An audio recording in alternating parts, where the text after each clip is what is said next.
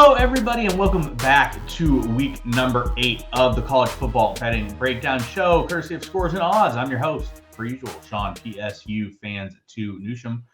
Joining me, as always, my wonderful co-host, Alex Fearmyturtle Hardin. Alex, I know you are super pumped this week. You were priming me for the Iowa game to start off this show, which I know you're super excited about, I'm sure. So how are you doing this week? I'm doing pretty well. I don't know how much of that Iowa game I will be actually watching. But yeah, last week was a pretty good week. A lot of entertaining games, especially like the Tennessee-Bama game. I think we were all over that with like the over and the Tennessee side. So that was definitely a fun one. Not as many big games this week, but there are a few we'll definitely get into. So recap last week, I think we were both 2-1. We lost the game that we shared. So maybe we should just kind of stay away from the same games we like. But yeah, it's a pretty good week. What games did you have that you won? Yeah, so I won Iowa State plus 16.5 versus Texas. It was a pretty sloppy game. It was a low-scoring game. I know you said you were watching that game and you thought Iowa State got screwed over royally towards the end of that. Then Alabama, Tennessee, I liked the over 65.5, which I won. There was over 100 points scored in that game, so that was no sweat. That was definitely the best game of the year so far. That was a great game. Unfortunately, my Nittany Lions lost. They got destroyed by Michigan. It was not even a close game. So that was unfortunate. And then the game that we overlapped that you talked about was Utah minus 3.5 versus USC. It looked like we were going to get a chance there at the end. It looked like they were going to go to overtime, but Utah decided to go for 2 to win the game outright. So that put us on a loss, but that puts me 2-1 for week 7 and 12, 8-1 overall. So I will take that. Hopefully, can replicate that over the back half of the season. That would be a pretty good result for me. So, what 2 games were you on that we did not share for last week? Because I know you had a couple winners as well. Yeah, Tennessee plus 7. That felt pretty good about that. Ended up getting the straight up win there. And then Oklahoma State getting 4 versus TCU. Won that by a point in double overtime. So I feel like that was probably the right side getting points, but there was a lot of speculation leading up to the game that whether Spencer Sanders would play or not. Obviously, that probably would not have been a pretty good spot to be in if there was no Sanders. So definitely wouldn't have played that game near game time, knowing the uncertainty there, but it was something we put in early in the week. So we kind of rode with it and turned out on the winning side there. So 9-12 on the year, clawing back to 500 after a slow start. So yeah, hopefully ground again. Hopefully you can get there. Didn't lose any ground this week. We split it up. I mean, I definitely felt watching that game. You're on the right side. Like TCU really didn't have much of a reason to win that game, and Sanders looked banged up. But yeah, what we talked about is like we do this show early in the week. Stuff may change for the good or bad as the week goes on. That's just how betting works typically. But yeah, Friday, like you never would have made that bet on Friday when they were starting to get some trickles of news that maybe Spencer Sanders was injured and possibly could miss the game. So as the week went on, there was no way that you would have touched that the way that you did early in the week. But watching the game, I think you were on the right side. I think Oklahoma State was the better team. TCU was able to continue to throw the ball to Quentin Johnston and were able to pull out a victory. So got the job done for you. All right, heading into week number 8, we have probably a couple less games for you guys this week. There's really nothing in the midweek, so we didn't really want to talk about any of the week games. There are games on Wednesday, Thursday, and Friday night, so make sure you guys are on the lookout for that. But we just didn't really want to talk about them as they were just relatively weaker games. So first game of the slate, for some reason, Alex really wants to talk up Iowa against Ohio State. I will let Alex start with this one because I'm going to be put to sleep by the time I'm done talking about it.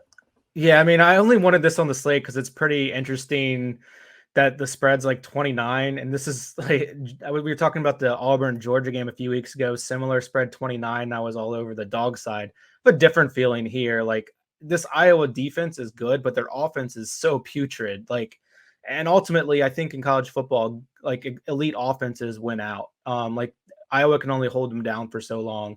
Iowa's first in SP plus now, first in offense, 5th in defense. Iowa's opponents, they played like Illinois, Michigan, Rutgers, Nevada, Iowa State. Like they haven't seen a dynamic offense yet. And I think that's somewhat playing into their defensive stats. Like you can only adjust for opponents so much. Like Rutgers managed to throw for 300 yards against Iowa. Like I just don't see how Ohio State doesn't stack some touchdowns on here. Also, the interesting note, these two teams haven't played each other since 2017, so it's been a while, but they'll get reacquainted, and I think the Buckeyes are going to kind of lay the smack down here on them. Do you have any thoughts? You can just pass and we'll move on to the next exciting game, though. I mean, my thoughts were what you just mentioned. They haven't played since 2017. That is a good indication of how terrible the divisions are for the Big Ten. Hopefully those are going to be fixed coming into the future years. It's just very in time dumb. for it really not to matter as much also. So that has been frustrating for me as a Penn State fan over the years, where it literally is you have to beat Michigan and Ohio State or your season is over because you're not going to go to the Big Ten title game, and therefore you don't have much of a chance at the playoffs. So, well, the other side is just like Wisconsin gets to coast against the terrible teams in the Big Ten every year. I'm right there with you. I'm even in a worse situation with Yeah. Maryland, looking up at even more teams. So, yeah. Exactly. But I don't know how Iowa's going to score 10 points. Like their team total is like 10 in this game. I don't know how. And how does Ohio State not score 35? I agree. I'm not going to touch it because Iowa defense is good, and like I definitely think. Oh, they're elite. They're elite, but yeah, they're great. But like you said, they haven't faced an actual good dynamic offense that can do things in multiple ways. And I think Ohio State's going to have no problem scoring. I just don't know if they'll be able to get over 4 touchdowns against Iowa in this situation. So I'm going to pass on this. I don't want to watch this game, though it's definitely something I will factor in when I'm looking at bets. Like if I like a bet, I'm going to bet no matter what. But if I don't like a bet and I'm sitting there trying to like decide on a bet that I really want just so I have some entertainment value, I'm not going to play a game that I have no interest in watching. And this definitely would factor into that. All right, next game, we have Syracuse going to Clemson. Clemson is minus 13.5 right now. We'll see what I'm assuming Alex has to say after I give my breakdown. But this is definitely a game of 2 quarterbacks that are completely changed from last year. Like we have Garrett Schrader for Syracuse. They are much better. He's a much better passer for the football this year. Their offense has been much better. It's looked a lot better as a whole. Clemson, DJ Uiagalelei, he's looked a lot better. He's been a lot more productive moving the ball. He's actually looked like the quarterback we expected him to look like last year when he was an absolute dumpster fire. Their offense looks a lot better this year. So I think with both of these 2 teams being far improved, that's a good thing. I think Clemson is a much better team. I think that they are going to win this game. And I do like them to cover to some extent, but 14 is a bit much. As you guys see, it's moved between 14.5, 13.5. So it has crossed a big number at 14. I probably would lean Clemson here. I think that they are just a little bit more dynamic. The Syracuse offense literally relies on Sean Tucker and on Garrett Schrader. There's not much else there. I guess there's a Ronda Gadsden. That's probably not fair to him to sort of leave him out. So it's basically like a 3-headed monster for Syracuse. It's basically Schrader, Tucker, and Gadsden, and that is it. And outside of that, there's nothing. Whereas Clemson has a bit more firepower to them, but I guess it's just more spread out in general. But I think Clemson's probably a little bit better. So we're going to click on the picks here at Scores and Odds. If you guys are watching this on YouTube, please make sure you smash the like and subscribe button. Also, guys, make sure you guys go to Scores and Odds. Check out the different lines you can get on players. Also, you'll get a bunch of picks. As you see here, there's a pick that's already in. I'm guessing without knowing that it's probably Alex's pick. So he likely has something that maybe has moved before this show started. So we click on it. Nope. Surprisingly, look at that. I was surprised. But so you get some stuff here from John Schiller, also known as Varnkiss, and he put stuff in a bit earlier in the week. And as you see here, the line has moved. He likes over 49.5, and we see the lines moved around 50.5 as of right now. So definitely something to note for you guys as well. So Alex, what's your thoughts here on this one? I really think the smart money is on Syracuse and the points here, and I like the Clemson side. So it's one of those like internal conflicts where I'm just going to be out on this game because I think the right play is Syracuse, even though I don't think they have much of a shot at all at a straight up victory here. But the line should probably be closer to 10. It's just I don't have much faith in Syracuse being able to put up that many points here. So it's probably stay away from me, but I think Syracuse is probably the right side if you look at all the metrics and the numbers. And I think they're kind of begging people to bet on Clemson too with that 13.5 number. That makes sense as well. All right, next game we're going to go to West Virginia, traveling to Texas Tech. This game's kind of a dumpster fire as of right now. So for Texas Tech, Tyler Shook was the quarterback early in the season, got injured. Then it went to Donovan Smith, who was up and down. He had some good moments and some really bad moments at quarterback. Then they went to Baron Morton, who looked really, really good in their game a couple weeks ago. He got banged up a little bit in that game as well. Donovan Smith played receiver in that game. Then this week, It's reported that Shook is close to being available. Donovan Smith could be available, and Morton was banged up, but is also most likely available. So they could play upwards of 3 quarterbacks here. Typically, when a team is in that sort of a dumpster fire and they want to play multiple quarterbacks, that is concerning to me. The price or the spread has moved to around 7. It opened at 4, total 67.5. So it's been a pretty dramatic move towards Texas Tech here. What's your thoughts on this one, Alex? I think West Virginia has been pretty poor against the pass, and like the Kitley offense sets up pretty well to take advantage of West Virginia's weakness. So I definitely understand the line move. Like even with the question marks at quarterback, like the lines still move. I think 7's probably the appropriate number. So I don't see any value on either side or total. But I would shade towards Texas Tech at the 7 number. Kind of a rough road spot for West Virginia, even though they have looked a little bit better offensively. But yeah, I don't really have much more on this game. Yeah, I want to see who would be starting at quarterback. If Donovan Smith is the starter at quarterback, which it does not look like, I would like West Virginia. I don't think he's very good. I think that Morton and Tyler Shook are a bit better, but Tyler Shook hasn't played in 2 months, so it's a situation where I'm a little bit concerned about that. So I would likely stay away from that game because of those different aspects. But it's definitely a game where it could be an interesting game. It could be up and down a bit.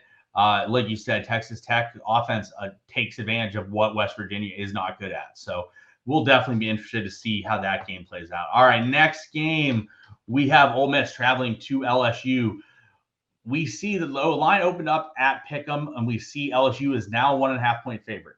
I like LSU here. That might surprise Alex, but I think LSU has sort of rebounded and changed a bit how their offense is going to run. I think Ole Miss has been super reliant on Quinshon Judkins, Zach Evans, and Jackson Dart running the ball. I'm a little bit concerned about what they will do from the pass game. Like Mingo had a huge game 2 weeks ago and then just non-existent last week. And it just is a situation where I think LSU is sort of figuring things out a little bit. And I think that they are likely to win this game. The fact that it is this low of a spread, the fact that it's moving towards LSU, I think that I like LSU in this game a bit, despite not being thrilled with Jayden Daniels at quarterback. So what's your thoughts here, Alex? Yeah, I tend to agree with you. However, I am concerned that LSU won't be able to stop Ole Miss on the ground. Like the LSU rush defense has been the weak point of their team, allowing like 145 yards a game.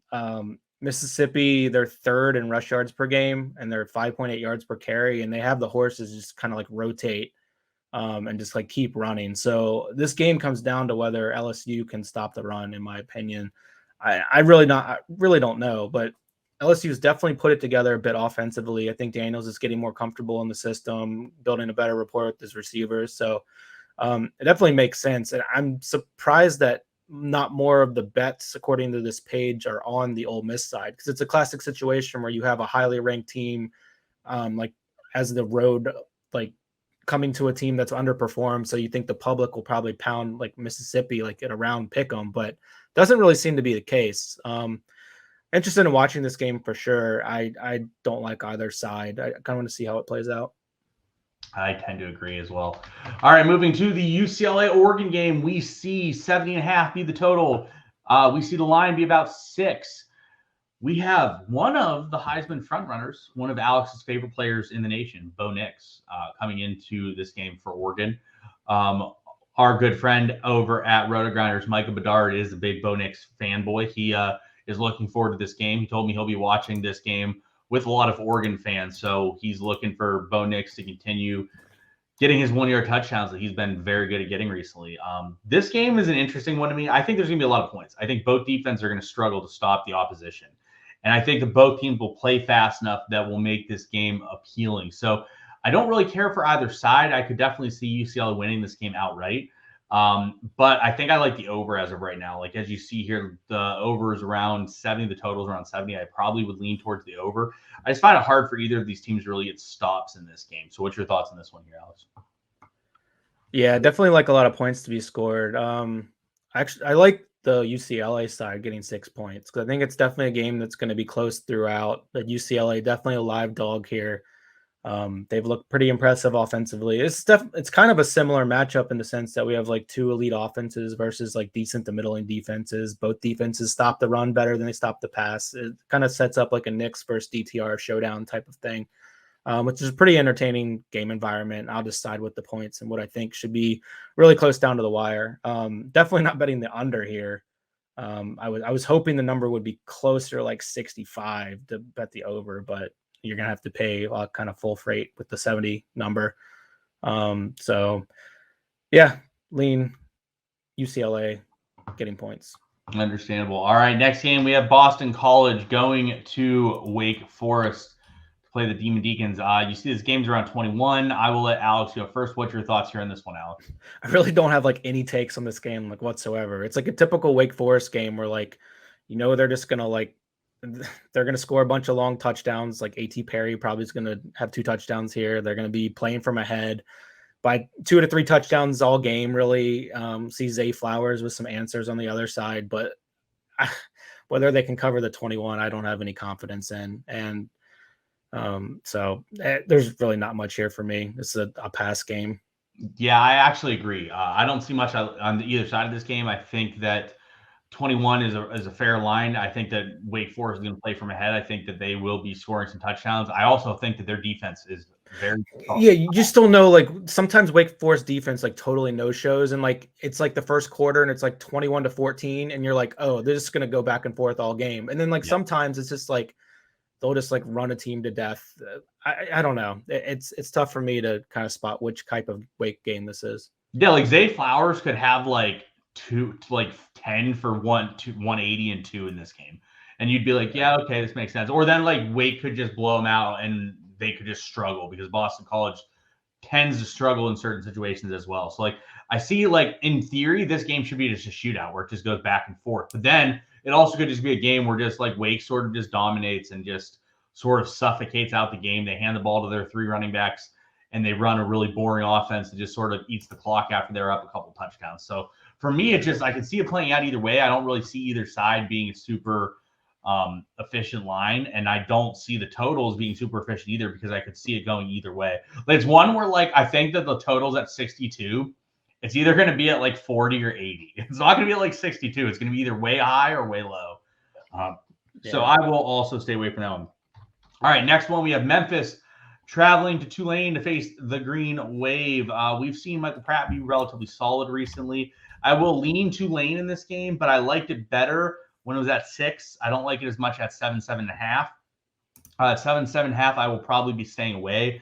I just think it's a bit too much for them here. I want that key point that we just aren't getting anymore. So for me, I will likely be passing on this game. What's your thoughts here, Alex? I like Memphis in the points a little bit. Tulane's a ranked team, but there's no way they're a top 25 team in the country, and they're probably not even a top 50 team in the country.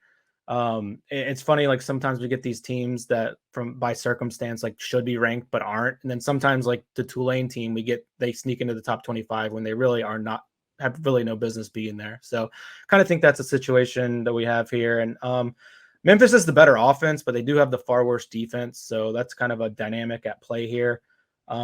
However, I think Memphis can definitely keep it close. I think it's a bit too many points. It should be closer to 3.5, 4, in my opinion. So lean towards Memphis here. For sure. All right, next game we go to Texas, traveling to Oklahoma State. As you guys see here, the line has moved tremendously. We've seen a 4-point line shift here. It's still under 6. It's under 7. So I still like Texas. I think that Texas is a far better team. I was very concerned last week watching Spencer Sanders. That was not the same Spencer Sanders that I saw 2 weeks ago in that game last week. He looked banged up. He looked like his shoulder was bothering him. His throwing motion didn't look as smooth. It looked like his arm was bothering him. It looked like his legs were bothering him as well. So it looked like to me he's just really banged up. And Oklahoma State just gets obliterated in the air.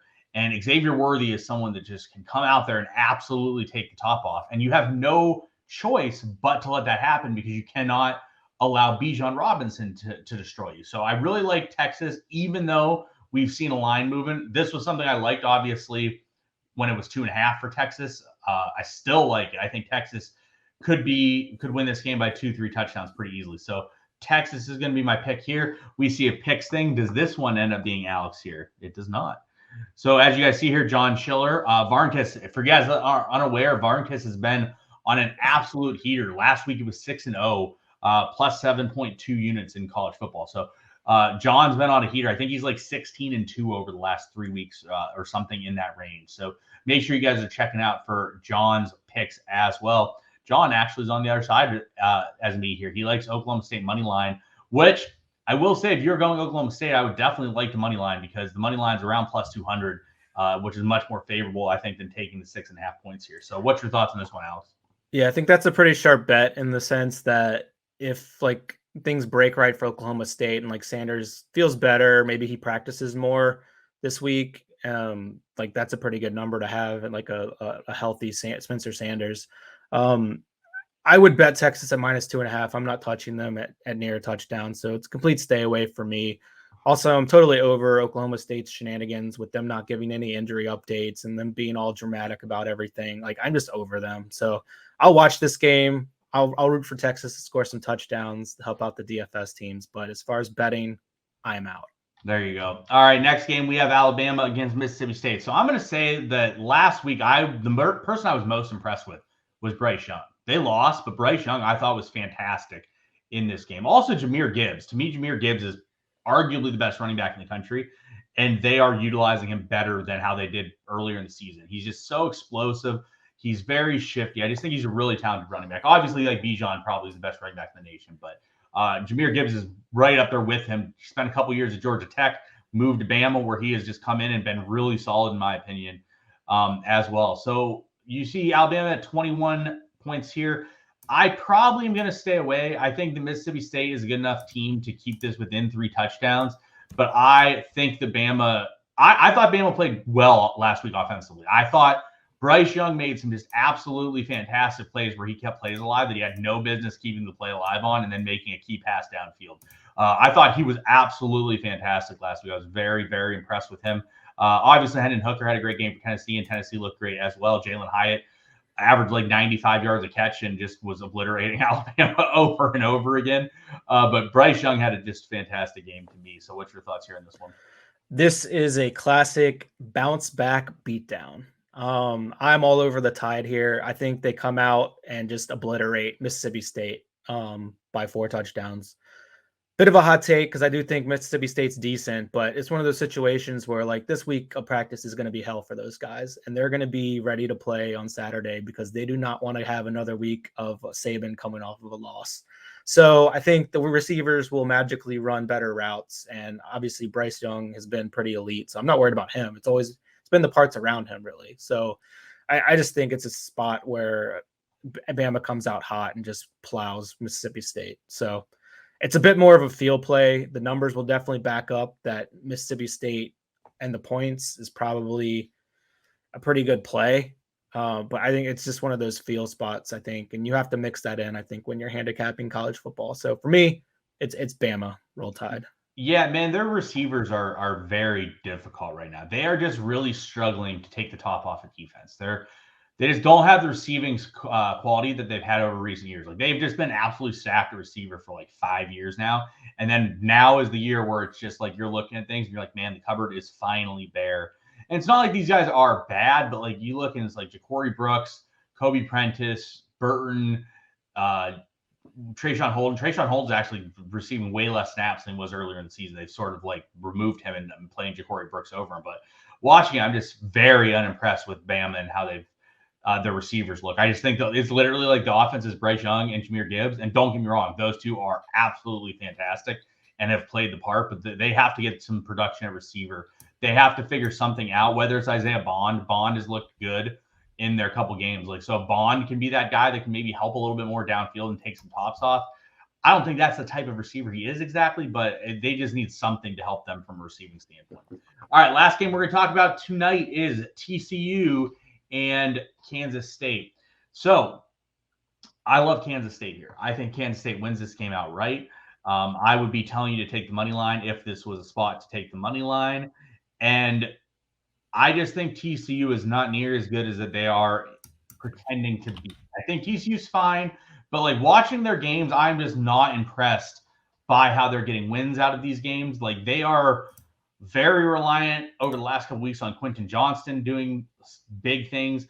Max Dugan looked pretty terrible last week for a good chunk of the game, despite obviously the statistics being outrageous so far this year. But I just think we've seen Adrian Martinez be really, really good this year. We've seen Deuce Vaughn be the normal Deuce Vaughn that he is, and that's a productive elite level running back with great pass catching ability. And I just think that they're coming off a bye. TCU is coming off a very emotional win in overtime. I think Kansas State's going to win this game outright. So I will be taking the points for the purposes of the show. But if you're listening, I definitely like the money line better and would be taking that as well. So what is your thoughts here, Al? I tend to agree with you, but my favorite play in this game is the under. And I had it written down for yesterday at 59. It's really shot down to 55.5, but I do still like it there. I think there's this illusion that TCU's this high-powered, fast-paced offense when they're really slow. They've just been landing a lot of big plays this year, which I think they'll have problems doing against Kansas State, who, in my opinion, they're a top 10 defense in the country. Both teams are, I think TCU's like 93rd in the country in plays per minute of possession, and Kansas State's like 105th or something. So like they're both very slow and deliberate offensively. And if they don't have big plays, like this game, there's not going to be a lot of like drives and points to be had, in my opinion. So definitely like the under here. The only concern is if like Quentin Johnston lands a few big plays, Amart breaks off a few good runs. Obviously, you're not looking at as great there, but I do think under is the correct side. The correct total for me, kind of a slow, gross, snail-paced game. And I think Kansas State will definitely be live to win. Yeah, so that's going to wrap it up for us this week on the bets. Alex, I will let you go first with your 3 favorite bets of the week. Okay, I'm taking some big favorites here. I'm going Ohio State minus 29. I'm going Alabama minus 21. And I'm going Kansas State TCU under 55.5. All right. And the 3 bets that I'm going to be choosing this week: LSU minus 1.5 versus Ole Miss, Texas minus 6.5 versus Oklahoma State, and Kansas State plus 3.5 against TCU. May Alex continue his march back towards 500, and may I continue to sort of separate from Alex and move further away from him. If you guys are listening and watching the video, definitely make sure you guys smash the like and subscribe button. We appreciate it. May you guys have some monsters this weekend. We hope you guys get a good weekend out of it. I know I actually saw some parlays last week. The bets we took on the show, there was a few parlays in our Discords that were using the games that we talked about and discussed. And unfortunately, the last part of the parlay was the Utah game. So yeah. I know quite a few people that had like a 5-game parlay that utilized the stuff that we had on the show, and they got to the last leg and then just missed it with Utah. But they also were betting stuff individually as well. So they ended up coming out with a nice profit in the week. But that's going to wrap it up for us today. Good luck to you guys this weekend. For Alex, I'm Sean. Good luck. We'll see you guys next week. Roll Tide.